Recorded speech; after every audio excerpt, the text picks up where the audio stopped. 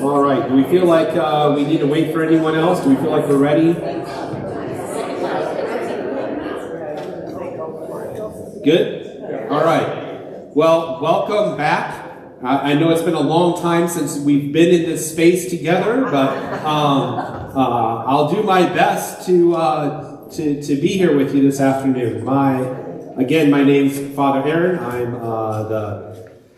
I'm today, at this very moment, I'm here with you as the missioner for innovations and transitions because you're in transition. And so we are I'm going to be journeying with your discernment committee and your vestry, and the go-between between the parish and the diocese, and until we get to the point of knowing who the next priest is going to be. So I'll be here as long as that takes, or as short as that takes. We don't really know. This is those of you who have been through this process before are probably used to having what's called a search committee.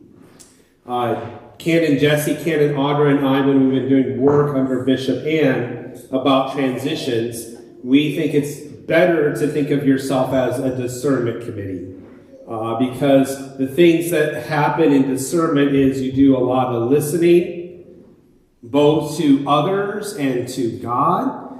You do a lot of prayer, which is the biggest difference between a search in the secular world and calling a priest. I will tell you, prayer makes a difference when you're calling a priest. So prayer needs to be centered in the work we do in this time. And I know you all are good at that. Vincent, when he came, he wrote that prayer, which we said at the end of church today. And it sounds like, if I remember from the survey, it's become a part of the parish and some of your lives quite importantly. So prayer and listening are big pieces of the process. Also, discernment means we don't know what the end date is. All right? So we don't know what the end date is. We'll just put that disclaimer up front. We're done when God and the Holy Spirit and all the listening is done. And that's not really up to us.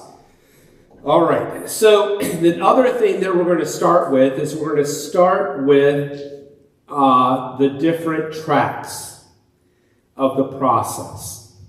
All right. Because Vincent was called a rector. And one thing you can do is you can call another rector. You can also call a priest in charge. And if you've been here long enough, you know Vincent started as a priest in charge when he was still working with the diocese. So, I got to use this mic. All righty. Raise your hand if you can tell me something that was different between Vincent when he was your priest in charge and when he was your rector. What changed? Has anybody got something that changed from when he was a priest in charge to a rector? The hours that he worked. The number of hours he worked. Say more. So like he went from... Full-time. He was part-time and he became full-time. All right, so one thing that changed is he became full-time from part-time. Anything else anyone wants to say? Yeah. He didn't lead prayers when he started. He didn't lead prayers? He didn't lead prayers as far as Bible study and all that stuff. Oh, so when he was priest in charge, there wasn't Bible studies he led and so forth as much? What else? Jim, did you have something you were going to say? Where he lived, he had a private residence. Oh, yeah. He lived on the west side of Cleveland when he was a priest in charge, and when he became the rector, he moved into the rectory. I guess, rector and rectory, I guess they go together. Any other differences? Yes? He made a lot more decisions because he could once he was a rector. Yeah, it seemed like, and maybe was reality, he made more decisions when he became the rector as opposed to when he was the priest in charge. All right? Any other thoughts? I want to do this because you've had one person have both titles. So to help you think about it. All right, now I'm going to tell you some things and you can tell me what you think about them. First of all, I'm a rector, and I work half-time. Vincent was a rector, and he worked full-time. So being a rector isn't dependent on being half-time or full-time. You can be either. All right? Vincent started as a priest in charge and became a rector. I just started as a rector. All right? You don't have to be a priest in charge to become a rector. You can, but you don't have to. All right? Now, the next thing I'll say about the two is this about making decisions and what you lead. All right? According to the canons of our church, the duties and responsibilities and decision-making for a priest in charge are exactly the same as a rector. There is zero difference. Any decision a rector can make, a priest in charge can make. Anything a rector leads, a priest in charge can lead. Now, what will happen, which probably happened to me as well, as you grow into relationship with the church, you grow into your position. Right? So what you might experience with Vincent is Vincent growing into the position. And it maybe coincided with the change from priest in charge to rector, but it wasn't because of the change in title. Does that make sense? His change in title didn't give him more authority or more decisions or more capacity to do things. Now, on the other hand, moving from part-time to full-time might have changed how much he was involved in the parish. Does that make sense? Yes. What does an interim priest do? Okay, what does an interim priest do? If you are going between rectors, the process is long. It's a minimum of 18 months, a year and a half. It is the understanding of the church that if you're going to be between rectors for a year and a half, you need a consistent person with you during that time. That's an interim rector who has the same powers as a priest in charge and a rector. Okay, same powers. Now, they're also often trained to get you ready for your next rector. All right? So, particularly in churches, let's say you're in a church that had a rector for 20 years. You probably want a long time before you call your next one because you might need to rediscover who you are without that priest. If that makes sense. So an interim is to help you do some very specific things to get ready to have a new rector. Okay? Yeah, Greg? I was just saying, I just got a text. If you step back, you'll be on camera. Thank you. I can do that. They're watching you. I appreciate the feedback, and tell Greg everything you need to say. If there's comments or questions you have, do those as well, please. Any other thoughts about, yes? So on that topic of the interim rector, Yes. do you have to be searching for an interim rector first? Oh. Or can you be doing it for the eventual priest? We can't hear anybody. Wait a minute. You have to use the mic. Okay. Yeah, I was just repeating the questions, but okay. I'll repeat your question, I think, if that's okay. Your question is essentially, do you have to search for an interim rector? Oh, go ahead.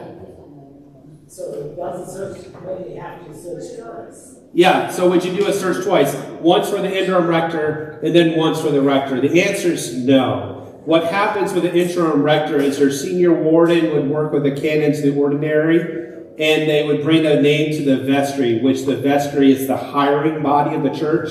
So the vestry would either approve what the senior warden and the canon of the ordinary suggest, or they would say, we want a different candidate. Yeah, so that's only between the vestry and the senior warden and the canon of the ordinary finding interim. And there's like 2 or 3 trained interims in our diocese that are usually used. Good. Any other questions on this front?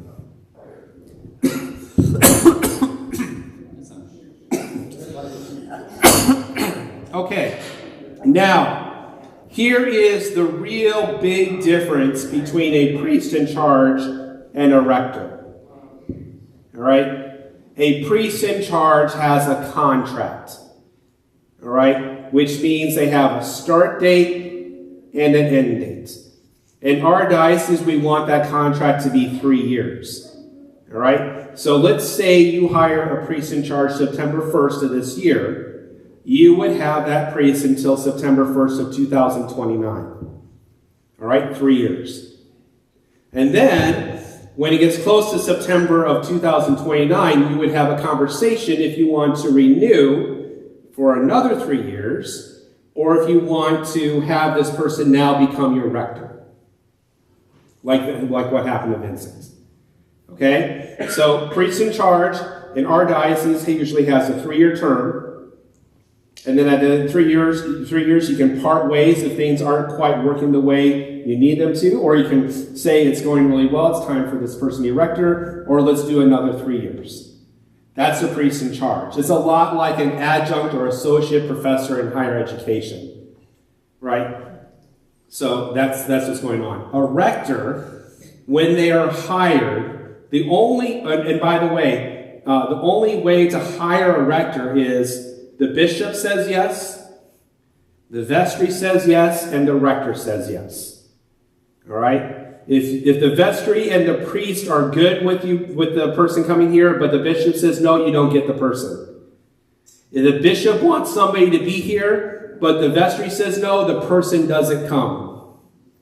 All right? It's agreement between 3 people, the bishop, the vestry, and the priest.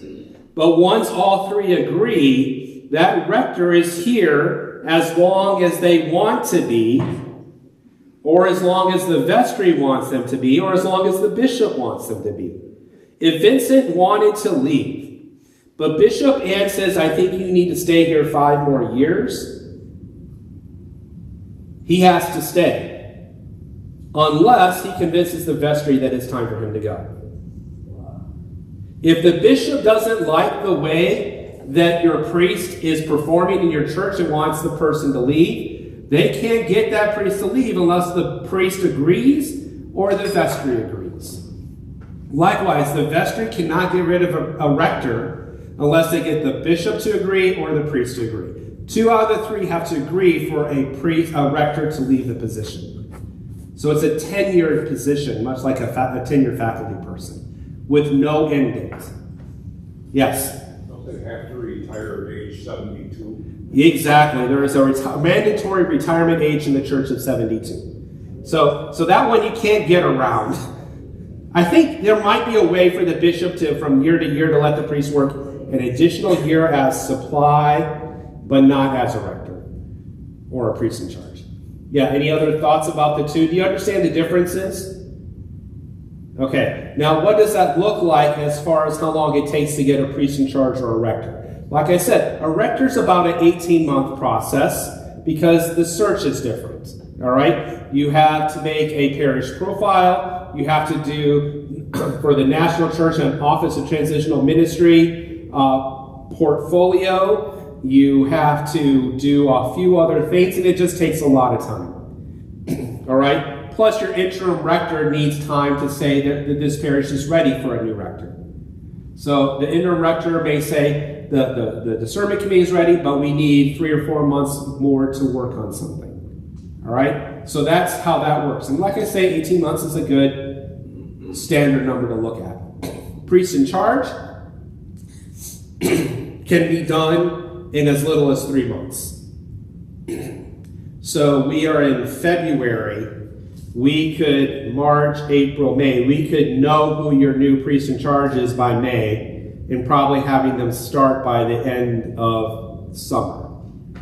So it's a faster process. The reason why it's faster is because for a priest in charge process, the bishop gives the discernment committee 1 name at a time that the bishop has already discerned would be a good fit to your parish, and this person has already assented that they want to be here. So 2 out of the 3 groups have already said yes. The only group left to say yes is your vestry. So it goes a lot faster. A rector search, a priest in charge search can be national. We'll put your job listed on the Episcopal News Service and the When I go to the Transitional Ministry Conference in a couple of weeks, I would talk about your parish to everybody east of the Mississippi about why they should come here to be a priest. We'll do a national search. You'll just get one name at a time. A rector search is also a national search. But the difference is when the bishop's office receives names, they just do the initial red flag test. In other words, there's something about the person's background or their relationship with their diocese they're in right now that causes concern for our bishop if she doesn't think she can say yes. So they'll just weed out the people that the bishop doesn't think they can say yes to. You'll get the names of everybody else. And then you can interview one, maybe you get one name still, maybe you get 2 or 3 or 4 or 5. You can interview all of them and make decisions how you want.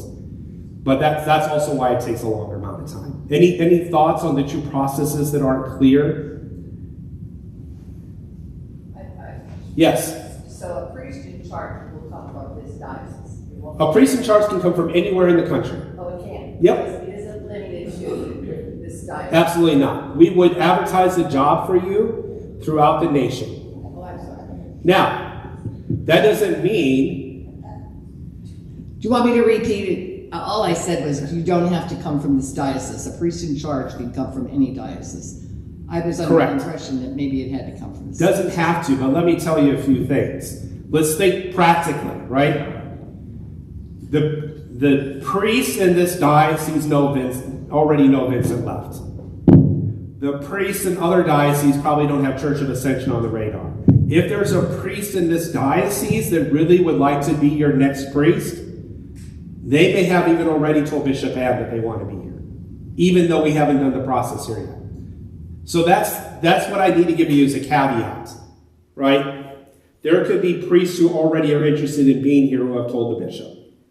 You won't know that as a congregation. But it's a possibility. Does it make sense why? Right? You may have a reputation. I don't know what your reputation is around priests. I'm pretty biased. Vincent was my best friend, is my best friend. So I think besides my parish, you're the best parish to be part of. I'm biased though. So, good. Any other thoughts or questions about the 2 processes? Yes. How often? How often? Wait. I can talk loud. Phil Donahue is coming to But there are people on camera that want to hear it too. It's online. Yes. How often do we look at recent seminarian graduates? Are they ever considered for things like this, or as training, perhaps? Or absolutely, you could. Let's see. I'm on commission ministry. Do we have any seminarians graduating in this timeline? Maybe. Yep. One of our recent seminarians just got placed as priest in charge of Port Clinton, for example. Yep. So that stuff. Was there another hand over here somewhere? Yes. I was just... Courtney, right? Yeah. I was just...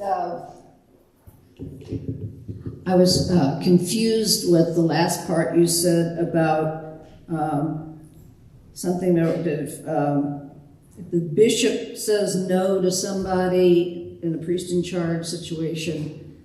You would never see the name. You wouldn't even know it happened. Okay, you said something about that we might get names, a multiplicity of names as opposed to just one at a time. Only if you're in a rector search. Oh, okay. Yep. Yep. Any other thoughts or questions? who decides if we are looking for a rector or the priest in charge? The vestry does, but the discernment committee will make a recommendation.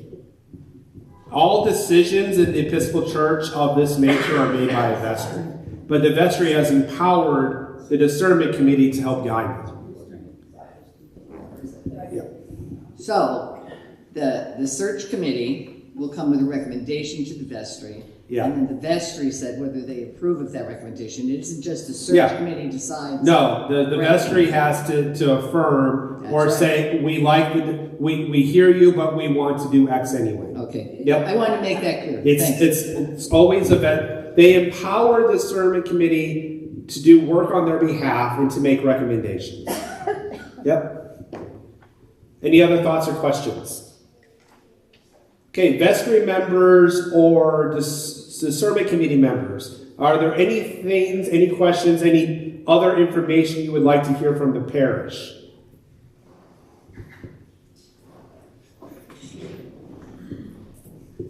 Yeah, I've got a question for the parish. So I guess I'll just cut to the chase. With all that we've just heard, how is the parish leaning? So how much discussion do we need to think about which way we as a parish want to go? Again, this is just informing the discernment committee.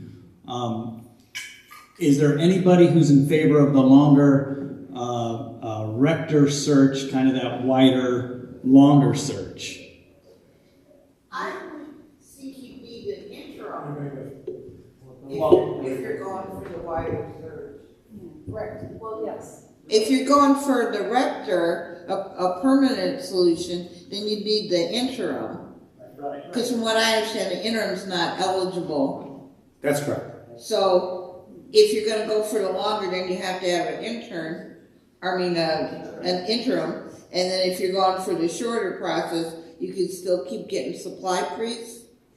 Yes. Now, so the desire of the diocese would be, if you're doing a rector search, to work with your senior warden on bringing to vestry a name of an interim.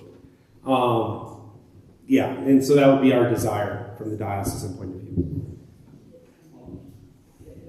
Oh, so with that in mind, then, how does that longer search versus the shorter search with the priest in charge route?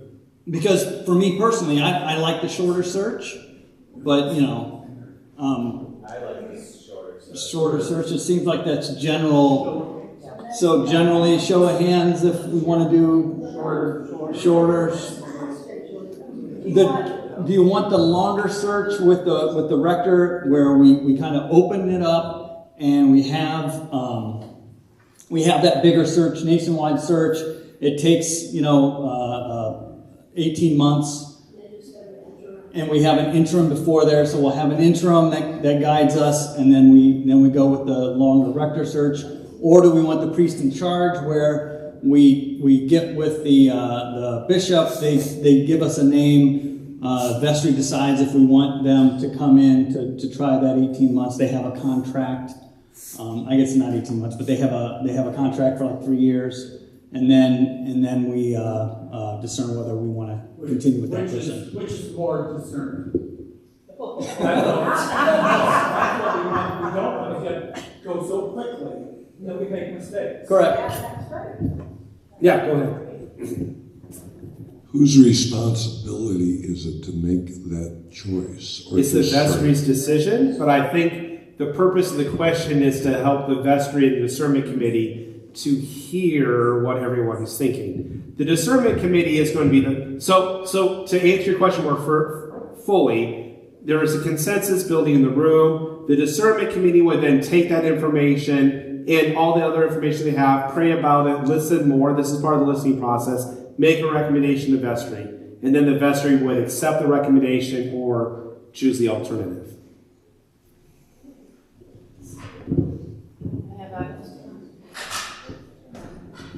I have a question coming in online. All right. They're wondering, they've got concerns about whether the diocese knows us well enough to send us the sort of candidate that we need. So I'm wondering if there are any comments on like that. If there's a concern like that, do they know us well enough to send us the candidate that we need? Yeah, so that's a great question. Does the diocese know you well enough? Well, I'm your search consultant, and you can take it for what it's worth. I've been friends with Vincent since 2006, so I know your parish through Vincent very well, but that's not through your eyes. All right. So I'm your search consultant on that front. Now, on the other half to that question, here's what I'll say. There are priests in the diocese who believe they know you well enough that they may want to put their name into the search. There may be priests that the bishop approaches and says, I want you to consider coming to Search of Ascension.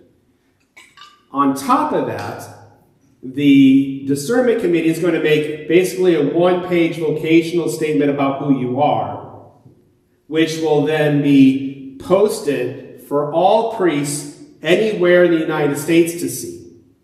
And if they feel intrigued, what they'll probably do is go to your website and research you. They'll probably go to your social media and research you. They'll probably call their friends, because we're a small denomination, who live in Ohio and ask about you. And if they like what they're hearing, they will then tell the bishop they're interested. So that's the different ways. And also, by the way, it's not uncommon for parishes to go tell a priest, I would like you to consider being in our process. All right? So there are many, many ways a priest's name can get to the bishop. And she may have 1 or 2 or 5 or 6 before she and the discernment committee are ready to receive a name. And you won't know that. She will take however many people are in the pool, choose the one with input probably from me and from others that she thinks is the right first name to give you, if you do the priest in charge. Does that answer the question, you think? If not, make sure that whoever you are online, tell me what else I missed on that. Yes? I'm not sure I understand the difference between the time frame for the priest in charge versus the interim priest. Do you have a contract for the interim similar to that of the priest in charge? So if you're doing a rector search, the interim has a contract. And the interim has specific things they're supposed to do. Yeah, so like an interim, if it's an 18-month process, oh geez, I would imagine, let's see, we're in February, you have a supply priest through Easter, I hear. Maybe you would have an interim starting this summer, and that interim would probably be here until about a month before your rector would come. So the process, is that kind of easy to get an interim as well as a priest in charge? The interim the interim works much the same way as supply priests. Okay. The congregation has no say over who the supply priests are. The senior warden does. I see. Yeah. Same thing would be true of the interim. The interim is really a senior warden decision. The vestry approves the senior warden's decision, of course. Yeah.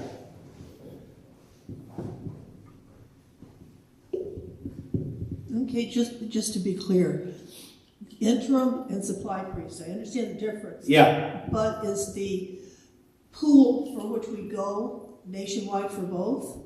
I mean, do we have the same options? Supply priests, because they're just coming for a short term, are almost always local priests. In fact, a supply priest you're probably not even getting from outside the Cleveland area. I'm sorry, I'm thinking interim. Interim versus... On interim, there are some interims that will travel from diocese to diocese, but there are very few.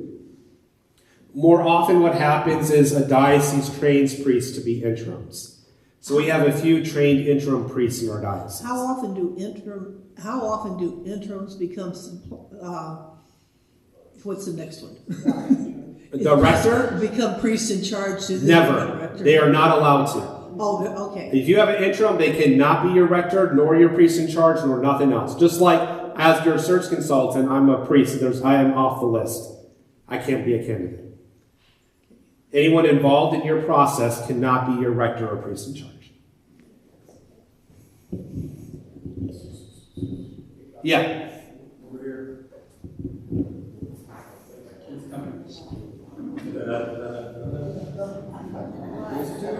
Dr. Phil and Oprah make this look so easy. Could we have a show of hands to see who would like an interim and wait till we get the right person to be rector, or if they want to go the other way and have a supply priest? Sure.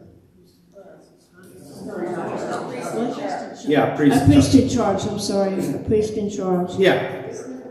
All right. So it's kind of the same question as before, but we'll do show of hands and just do a little. The two choices are priest in charge or an interim while you're searching for the rector. Right? Is that what you're trying to say? Okay. So yes. Question before that, before we yes. Question. So I don't know if they're. Yeah, we can get the mic up here. All right, so just, we'll vote real quick, and I'm sorry to interrupt that, but it just popped into my head. So, what if there are names given to us, and let's say we get 3 names, and we don't like any, like we interview these people, can we then switch to? Of course you can. A rector? So, there's not necessarily a risk except for time. Yeah, there is no, like you've made a choice, now this is your choice forever. Okay, we have that's a what parish, I wanted to clarify. Yeah, we have a parish that has switched since I've been doing this work. We also have a parish that has been doing a rector search for 3 years that just decided to switch to priest in charge. People switch both ways. Yeah. All right. So again, I think, further clarifying the question, it sounds like we want to see sort of a hand kind of straw poll, think, Iowa caucuses. I'm not going to make it go in corners or anything, but, which one is feeling more right to you? First of all, let's do this. We're going to give 3 choices. Right now, I'm okay with the discernment committee and the vestry making the decision. I'm okay with whatever decision they make. Is anybody in that camp? Okay, vestry discernment committee, you see your hands there? Okay. Now, how about people that would say, I think I'm really want you to know, I think the priest in charge is the right way to go. We got people in that camp? Yeah, of course. I mean, whatever you want to do. Yeah. All right. Okay. Now, and then how about this? What about, I feel like we have to get an interim, give ourselves time and do a rector search. Are people there? Yeah. Okay. All right. Do you feel like we got the information you were asking for? Okay. Yeah, it gives you an idea of where everybody's at. Does the discernment committee or vestry need any more information about this, or do you feel like you got what you needed there? Okay. Yes. We need a mic back there. Maybe. So, in your experience, what do certain parishes go with different approaches, and what types of parishes do you see go with the priest in charge approach versus kind of a rector search approach? That's a great question. The next thing on the list, has anyone heard of the College of Congregational Development yet? Yeah, you went. In our diocese, one of the things Bishop had insisted on bringing us, which I think is a good thing, is the College for Congregational Development, which is about a bunch of models and practices that help us as Episcopalians use the same language. And to use a quote from the CCD people, there's a model for that kind of helps you decide as a parish which one fits you the best, or which one likely fits you the best. And it's called the parish life cycle. All right? So you heard, based on what people heard about the process, where they sit. All right? And that could be based on past experiences, anxieties, fears, hopes, all sorts of things on that. Now we're going to come at it from a different direction. It's from the parish life cycle.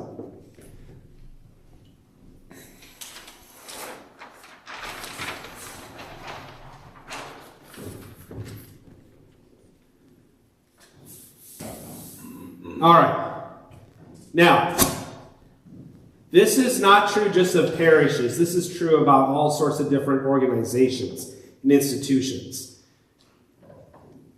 They all start with an idea. Correct?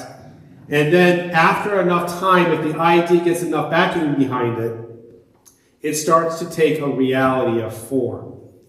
In the Episcopal Church, that usually means your first vestry is formed, which for you happened about 150 years ago. All right? And 150 years ago, they had a very specific reason why this church needed to be right here. Does anybody know why they chose we needed an Episcopal church right here about 150 years ago? Because someone gave them the land. What was that? Because someone gave them the land. Oh, because we got land to put a church here. Does that sound familiar to people?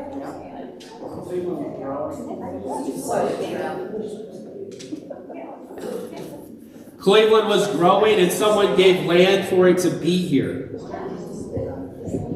That's sort of a really, really, really simple answer. Yes. What really happened was Reverend Burton, who was working at St. John's, traveled this area, interviewed people, got to know the community, saw that there was a huge need for a church in this area because it was basically farmland with a lot of people not having a parish that was organized. So all of those families got together and instead of meeting in people's homes, decided we need a church.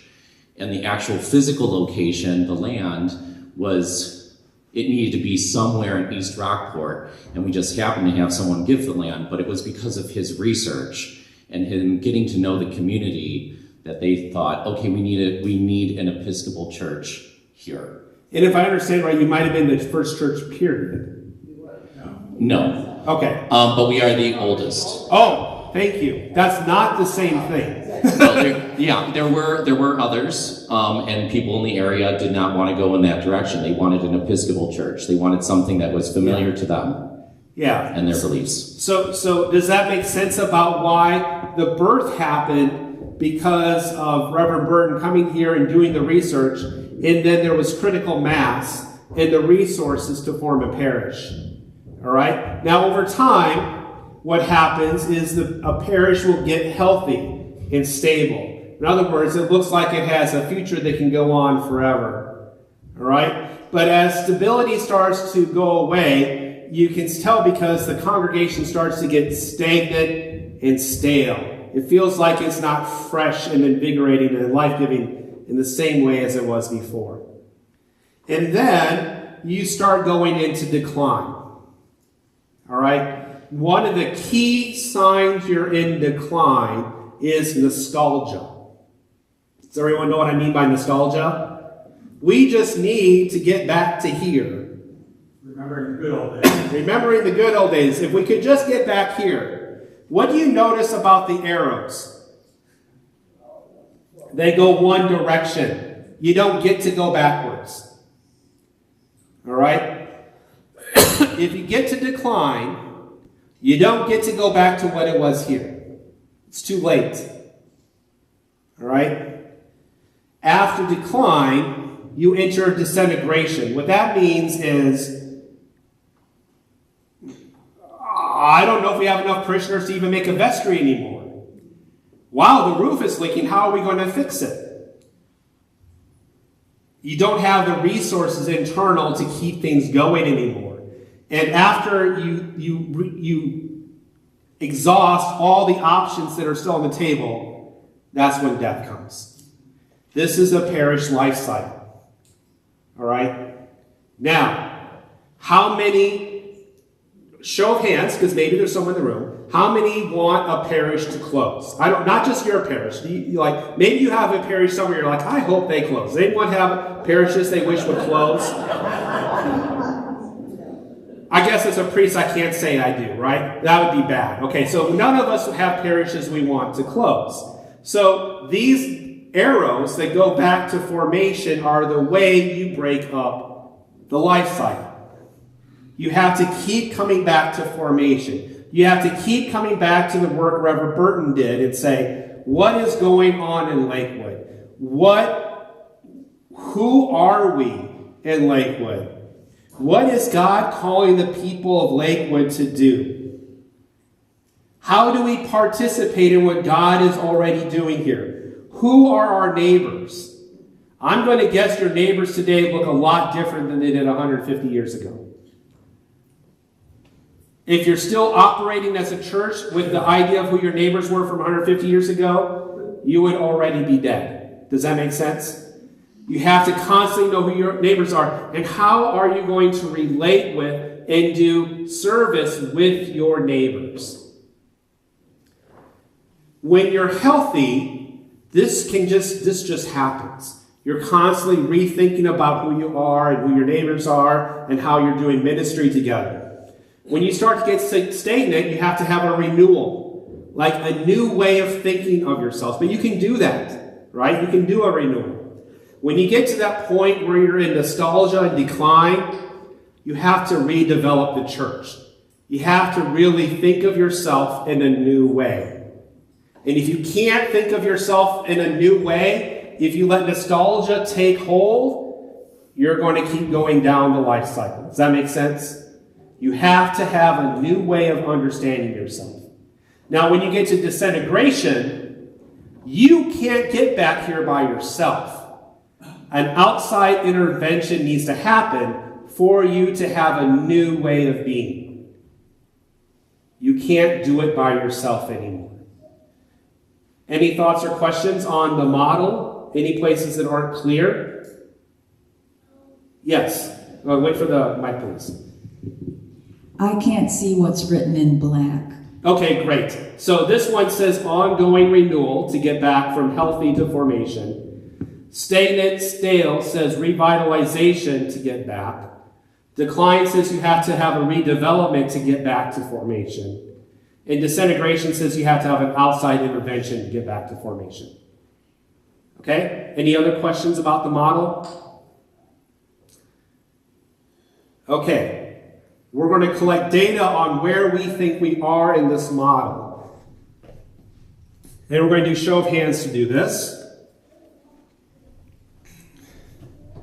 We're just going to go through, and you can go any place. You can go on the outside or the arrows moving in. All right, let's start with birth. How many feel like you're at the idea stage, like you're not even ready to be born yet? Anyone? Good. How about formation, where you have a way of being, but you're not stable yet? Anyone feel like you're here? Healthy. You're stable, and it's going really well, and the ideas you're at are going to work well.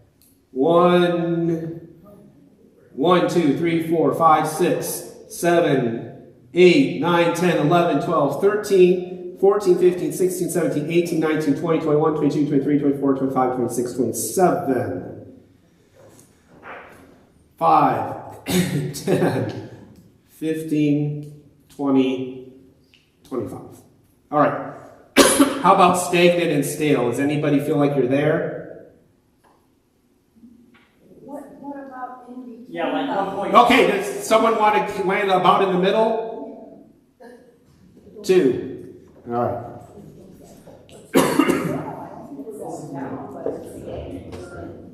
Okay. Anyone feeling like you're in decline? Disintegration? And I'm assuming not death. How about you're healthy, but you're moving back to having a new way of being church? Or you're reinforcing your way of being church? Anybody in that space? Having a little bit of movement back to here? Yes? 1, 2? Well, yeah, I'm the one green dot. Okay, so we're going to put, so maybe we're coming down here a little bit with some people. Does anybody feel like you're doing revitalization? Like you're renewing the energy of the church? Yes. 1, 2, 3. Good. Well, I'm just asking. We'll nail this down a little bit later. Okay, so it sounds like we have a lot of people that feel like the energy is being revitalized. Does anyone feel like you're in redevelopment? You're becoming a brand new version of yourself?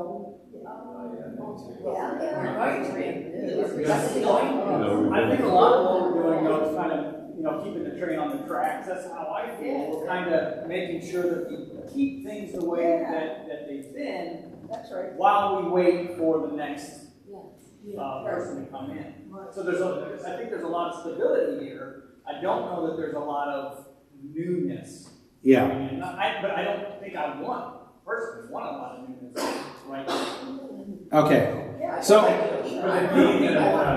could it be that we're happy where we are because we've been growing? We want to continue that. Yeah. We want to become better. Yeah. So I'm going to start asking this question a different way. I'm going to ask someone who feels brave to describe the church from the time Vincent came till today using this model. Where do you feel like you were when Vincent arrived? And did you move from there? What's that? In a good place. Okay, anyone want to take the mic and talk about where you felt like you were at when Vincent arrived? All right, think it. Want to do it, I talk a lot. Okay. Talking about when Vincent came. Yeah, when Vincent came, where was the church at? Well, when I left the church was about the same time Vincent came. Okay. And it was in demise. So he was ready to. Yes, we were ready to fall into a hole in the ground. So here, and Vincent. Here or all the way down here? Do you think? Not quite. Maybe almost. Right here. Almost. The grave was dug. All right. The grave was dug. Okay, so we're definitely in this area. Yeah. And he got us moving upward. Okay, and so do you feel like the church was redeveloped, or do you feel like Vincent had to bring people from the outside to make the church get to where it was? He took what he had and redeveloped it. So you were in decline and you moved to redevelopment. So Vincent, do you feel like Vincent got you here to a new identity? Yes. All right. Now, when Vincent first got you here to a new identity, did it feel a little unstable? Like, how are we going to support this? Wobbly, maybe. I would. Yeah. Well, so I was going to say there was definitely outside intervention. Okay. But wait a second. I didn't hear that. Yeah. So I did the history of the church, and I went through all of the annual reports and everything. Without diocesan intervention, this parish would have closed. Can you say more about why that's true? Because the diocese was supplementing our ability to pay Vincent at all, because we had almost nothing in reserves, and even allowing him to be both canon and then work here part-time was a very creative solution to help us, because we couldn't pay for a rector. And then they were providing us grants for the longest time until 2021, 2022-ish. So to me, now I wasn't here, so this is just me based on reading. Yeah. It was in the disintegration zone. Because you had to have this diocesan support to move forward. We had to, yes, exactly. There was definitely outside intervention, and then with the diocesan support and Father Vincent's leadership, we were able to kind of reform and, be more involved in the community, etc., to get ourselves back up to the healthy spot. Bishop Hollingford was there. Yeah, and we got someone in the back, I think, that wants to say something. I just wanted to add that at that time, things were dire for us.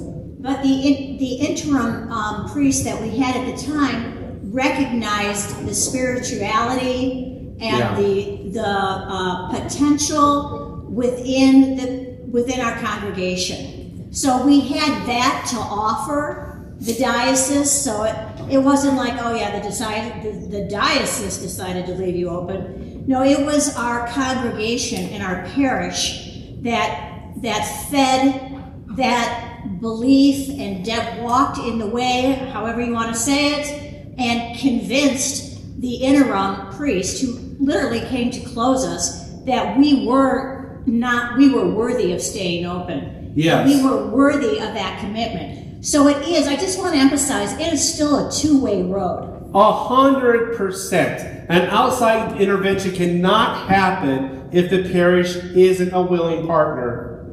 Does that make sense? And death cannot happen if parishioners are not a willing partner, right? The interim came in for death, but the parish was not a willing partner.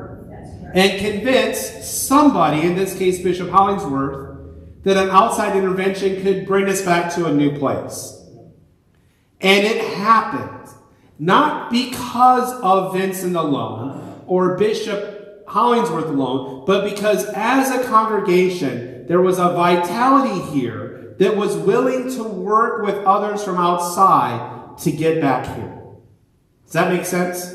Yes.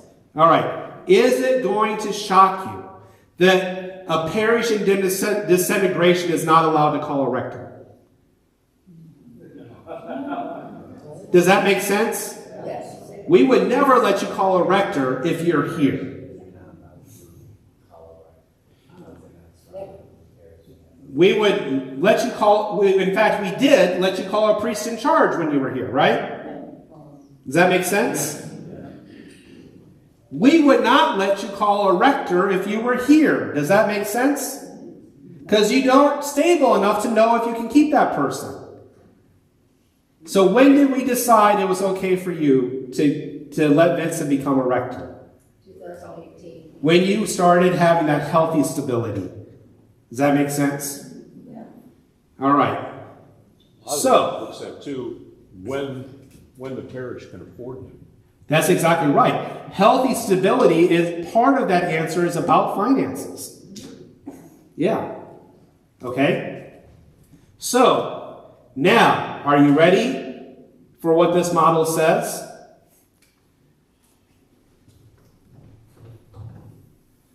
Probably you could call a rector or a priest in charge. That's why the diocese is okay with either option. You're not here, we wouldn't really want you to call a rector. You're not over here anymore, we wouldn't want you to call a rector. You're up here, so really either option can work. And it needs to be a process of discernment and prayer to determine which makes the most sense for you as a congregation. Yes? I had a question come in asking about Wait, cost. we You can just repeat it real quick because it's short.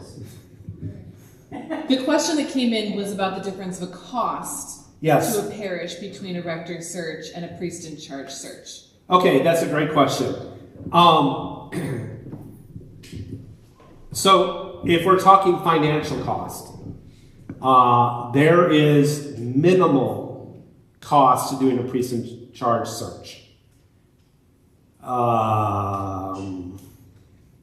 You could probably do it with next to nothing.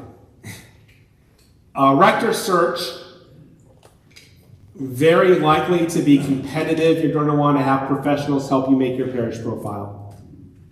Very likely you're going to want to do some significant investment to your website because your website's dated. A potential rector who looks at your website is going to say, I haven't looked at your social media, but you would want to look at your social media to see if it feels fresh and relevant.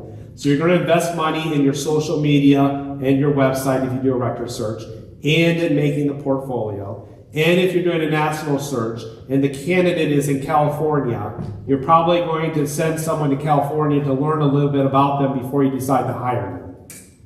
So it definitely costs. It can cost a lot of money. Not a lot, but I mean compared to a priest in charge, which is next to nothing.